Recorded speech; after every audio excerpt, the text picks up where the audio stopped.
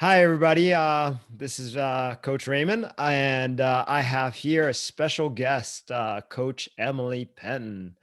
She is here to talk to us, and we're going to have a coach to coach call.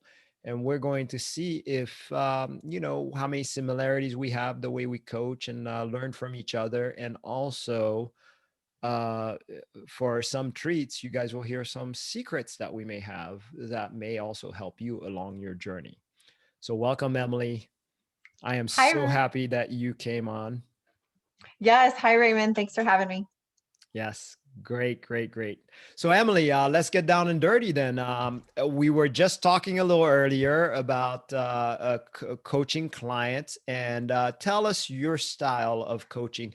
Who are the people that reach out to you, and tell me a little bit why they would reach out to you for just that reason. I think a lot of the people that reach out to me are reaching out mainly because of their mental illness, Hmm. either depression, anxiety, um, uh, but also they are struggling with their weight as well. Yes. Because a lot of times that just comes with it, with mental illness. They just eat more sugar and everything, especially with the psych meds. Whenever I have clients that are on psych meds, they're just like, I just want sugar. I just want, carbs. And I'm like, I know that's kind of the psych meds that are causing you to do that. Um, so I don't really get a lot of clients where I'm helping them go from like a size 8 to a size 6. I just they're just don't gravitate towards me. I normally help people with mental illness and stuff like that. Mm. But you are a psychologist, right? Is that the Um, term? I have my master's in clinical uh, counseling, and so basically, it's my master's in psychology. And so people call you a counselor, people call you a therapist, but I basically I just I'm just a coach. Right. Obviously, you can't prescribe or tell them to remove certain things out of their No, no. right. But you can tell them what to expect when they're on certain psych med because you have probably been on the Yeah. different kinds and you know how it affects the carb cravings. So that would help you to identify to let them how to identify their cravings to get on the carnivore diet, right? Yeah, and I mean, all of that, what I do with coaching is my personal experience. Hmm. And then what I've learned from the carnivore community. And then I also, use some of my background in mental health to help people kind of like troubleshoot different ways to kind of like psych themselves out of, this way of eating. Hmm. So give us a quick example of a good example of how you can use some kind of mental tricks. I'm guessing that you learned from your psychologist background. Is that what you use? Hmm. Yeah, yeah, absolutely. One of my favorite ones is positive reinforcement. Especially if I have like somebody who's an addict, like they're addicted to sugar, Hmm.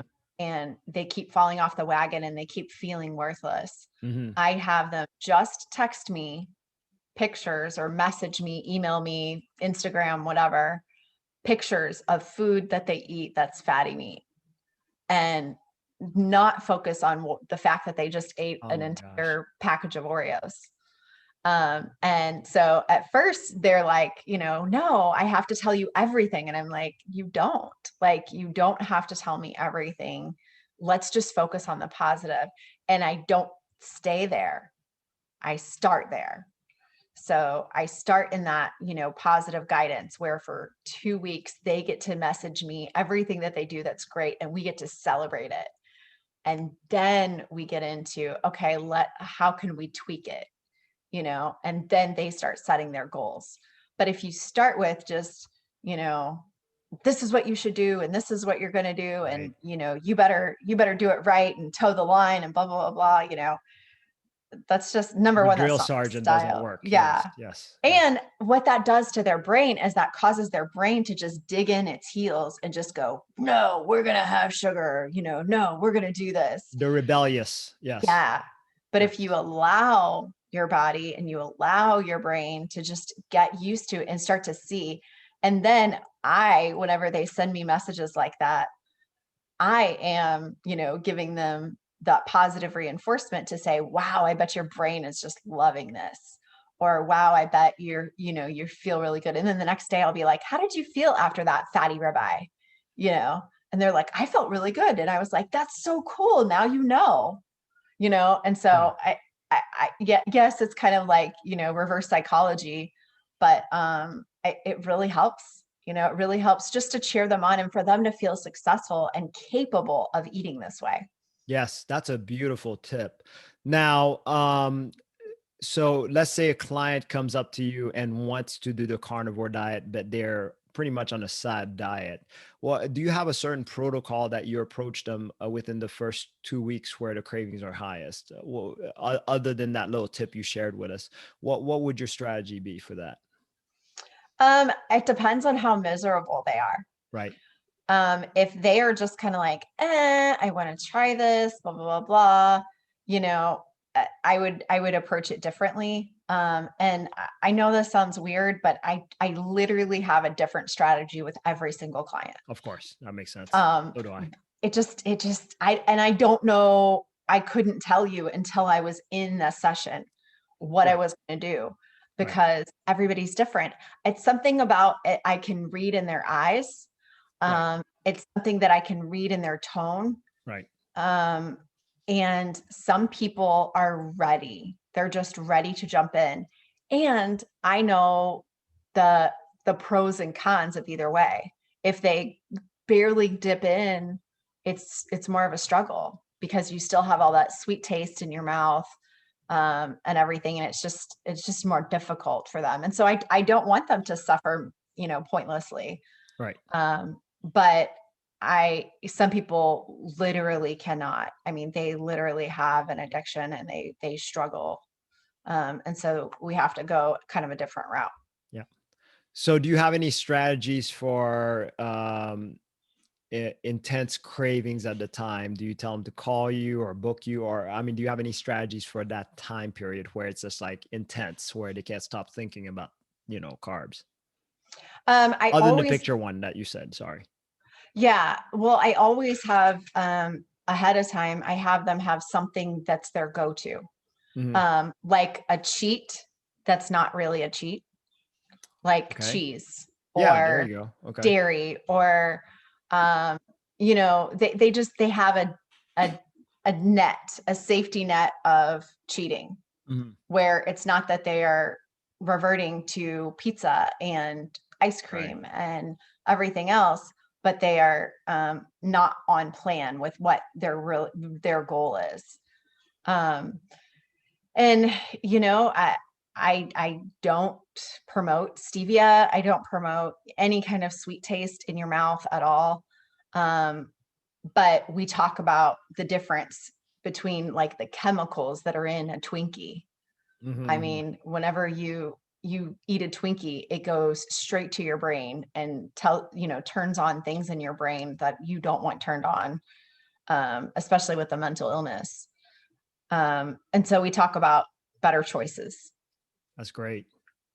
Now, do you also focus on the fat ratio with your clients? I don't really talk about numbers. Right. So I mean, no, I don't say ratio. I'm sorry. Um, I didn't mean to say but that, but fat. no, but I you're know it's right. important with you. Yeah. That's what people do. But when this started with me, I was so mentally ill that there's no way I could have done math. There's no way I could have figured anything out. And so I just tell them to look at their plate Hmm. and, have a pile of fat and a pile of meat, Hmm. um, and have that be kind of their goal. Hmm. Um, and honestly, most people can't eat, 50% fat and 50% animal meat. Hmm. And so I just tell them to eat as much as they can, That's great. um, and not really put a number on it, not really put a ratio on it. And I always have them tell me how they felt afterwards. you know, I love it. as far as getting that positive feedback of, oh, I felt better after I ate this and after I ate that. And I had a chicken breast and I was starving, and I'm like, yeah, you need fat, That makes sense. I love how you said that. You're right though. When you're kind of confused and the numbers just confuse you because you could say 50-50 and then people are thinking what's that in calories, So Yeah. and then even then they don't understand that. So you're absolutely right. It does get a little confusing there for a little bit. So you're right. Dumbing it down does help a lot. So now, how do you motivate your client to do this for, I don't know, not just for the week or something like that? How do you motivate them to keep it on for, like, or do you try to motivate them to keep it on for months and at a time? Yeah, I really I don't really help people, like I said, that are just trying to lose, a couple of sizes or something. I help people who are wanting to do this as a lifestyle. Hmm. And so we don't have an end game plan, but I prepare them for how it's going to suck at the beginning. Yes. And I promote that they push through and give me a commitment of at least 45 days that Oh, they're going wow. to they're going to Great. try this for 45 days. But not everybody is able to do that. Um, but that's our conversation at the beginning. That's always our conversation at the beginning because I feel like, you're not giving yourself a chance to be successful if you don't stick with it for 45 days. I totally agree with you. At least, but you're right. At least they get a taste of it by then. Yeah. And then my absolute favorite is whenever we get those people who they're like, okay, yeah, whatever, I'll commit to it, and then they get to that like 30 days, 45 days, and they're like, I'm gonna eat like this for the rest of my life. This is Yes. amazing. And I'm like, you're there, you are, you're there, you're there. That's And it. then they're hooked. I don't have to cheer them on. I don't have to do anything else. They're hooked and they know.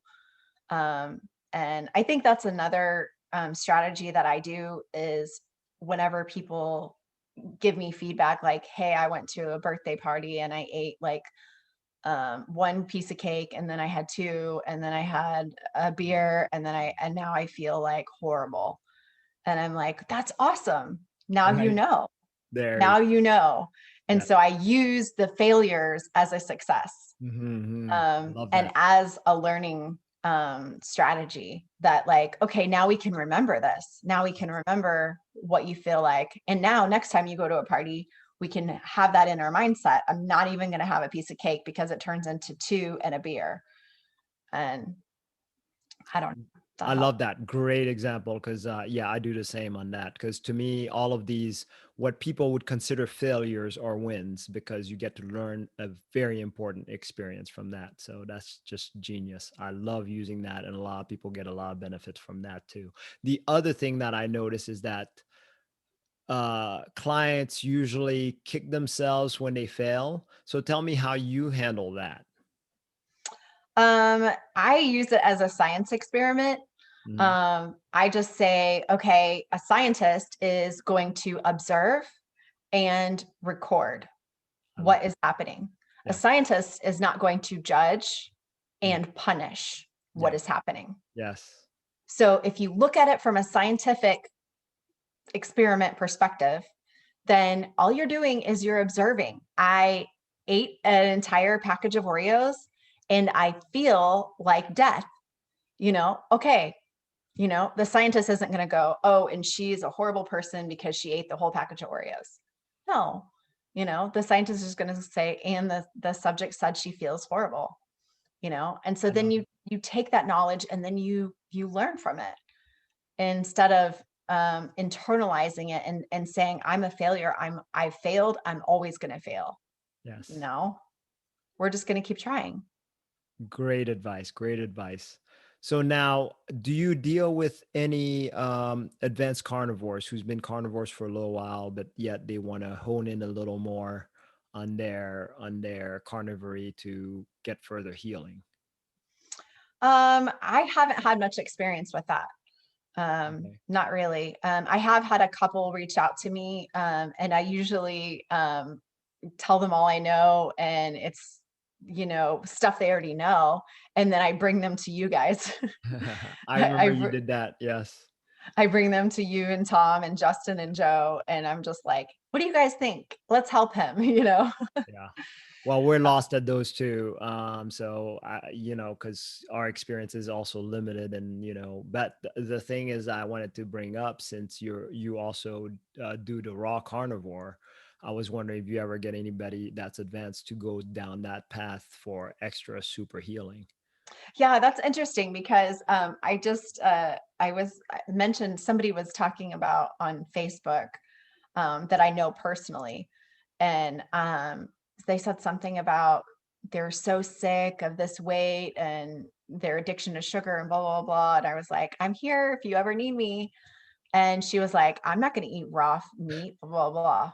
And I was like, oh crap, like that's what people think. Like, Mm-hmm. no, no, no, no. I don't coach anyone to eat raw It's good to know. at Yes. all. I coach people to eat cooked, like chicken wings, burgers, steaks, everything cooked, because I ate everything cooked for the first year. Right. Um, and then it just was a natural progression for me to go into raw. And I noticed that I feel better on raw Oh, I think fat. it's hugely important. I mean, later on, that is what I want to progress to eventually as an advance, but that's too advanced for me. Yeah. But you um, had to. You had no choice on your part. You just felt that much better, and there was no way you're going to give that up. And also, you're all regenerative too. Yes. Well, that was definitely not even a choice for me. Right. That wasn't something, it wasn't like I was like, oh, I'm such a great, awesome carnivore. I'm going to step it up a level and Right. I'm going to go regenerative. Right. No, my body was like, we cannot eat in the grocery store anymore. My body was yelling at me. Right. Um, and so I listened and I found a way and I made a way and just made the sacrifices that I need to make to get the right meat. And now I can't tell you. I mean, it's amazing how much better I feel um, just making that tiny switch. And it wasn't that much more expensive. I Right. was surprised at how easy it was to have that relationship with a farmer um, and just go from there. But you also ate less because of it, right? Yeah. Yes. Hmm. Because you're getting probably the amount of nutrients you need without needing to eat that much extra more. At least that's the guess. But you Yes. have noticed that. So that's cheaper there by itself. And I found a farmer that I can eat her ground beef. And before I was so sick with the autoimmune disease that I couldn't even eat ground beef. Right. I was having reactions to it. And so that was huge that now I can eat ground beef. Yes. Um, and so that saved me some money as well. Yes. So, have you ever coached anybody with the issue of, oh, I can't afford this or I can't afford that on carnivores, too expensive for me? Have you ever had to tackle that? Yeah. And a lot of times, what I do with that is more using my therapy background of letting them know that they are worthy, that they are Yeah. so worthy of um, good things, but they're also being selfish if they don't take care of themselves because their family, if they're sick, if they're dead, if they're overweight, if they don't have the energy, then they're not giving their best to their families, you know? And I also, with moms, I also talk about putting the oxygen mask on themselves first I love that.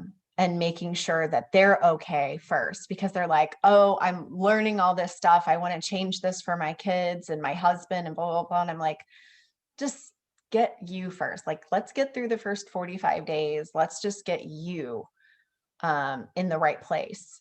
And the best gift you can give them is you. Um, and so then they eventually are able to, down the line, help everybody else. That's Um, great. Yeah. So I love that you put that in their heads so they understand that, hey, look, all these other expenses, there's nothing more worth than you. So that's really really well said. And whenever, I mean, you know this, Raymond, whenever you really add it all up, I mean, when you get off of all those meds and you stop having to go to the doctor, and you stop having to have all those sick days, um, this is the cheapest way to eat and to live. Yes, I mean, it is just it. I still can't wrap my mind around how much money I have saved eating this way. no doubt, no question about it. So Emily, would you like to tell the audience any last parting words? Yeah, just try. Um, and I think a lot of times people learn a lot. They go to this doctor, go to that doctor, as far as, on YouTube, or they follow this person and follow that person. Um, but the best way is to just jump in and to try, and to have your own experiment, because so and so might say to add honey or add almond butter or whatever, but you don't know until you remove that food and then you reintroduce it, what you're having a reaction to. So it's best to do your own experiment and then go from there. And it's always better to have a coach, I think, especially when you're just trying to figure this out. Oh, I totally agree. That makes the process so much easier, and at least you don't have to stress out, and at least you have an action plan. And I'm so happy you gave us all these tips too. Hopefully, that will help the audience be able to look into either coaching, or even if they're going to try it on their own, that these tips will help them out. So we're here to help. And thank you very much, Coach Emily, for coming on to this show. And if they're wanting to reach you, how would they reach you if they needed to? They can email me directly at your center of brilliance at gmail.com, or they can find me on Instagram and message me at Carnivore Minds. Perfect. Thank you, Coach Emily. I will put the description below. Thank you, All right. Thanks, Ray. everybody. Thank you.